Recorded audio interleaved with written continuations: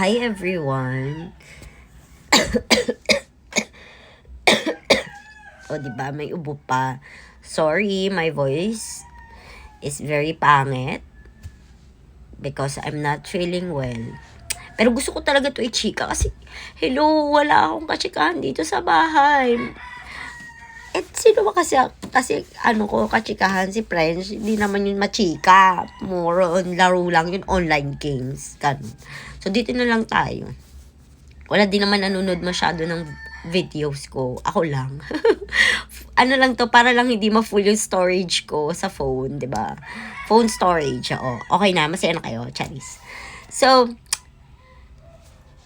nag-a-apply ako ng work, 'di ba? Kung saan-saan na, kahit nga may nagpi-PM sa Indiano, Koreano. Oh, naghahanap ka ba ng VA diyan? Ganun. Or you know someone, ganyan.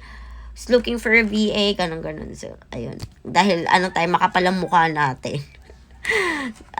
No? Alam mo yung na tayo, Hindi ko alam, basta nasa dulo ng dila ko. Ayun. So, ngayon,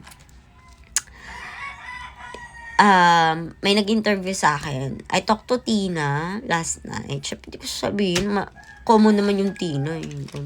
Pero yung last name, syempre. Hindi talaga ako magaling sa interview. Third interview ko na to. And I know naman na hindi talaga ako magaling pagdating sa mga interview. Kahit gaano kakagaling sa process, sa ganito, ganyan, bla bla bla.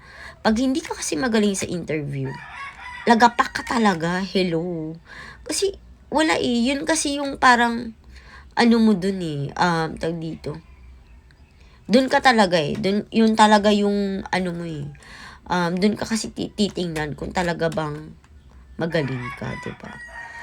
So, unfortunately, hindi ako magaling sa interview. Pero, nung nakausap ko si Tina, it made my day. Talagang. Not because she hired me, but because may feedback siya sa akin. Tapos, meron pa siyang suggestions, ganyan, about to sa on how I say it, ganyan. Kasi hindi kahit nga Tagalog, hindi ako magaling sumagot English pa kaya? Diba?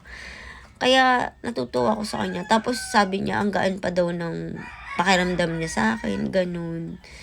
Tapos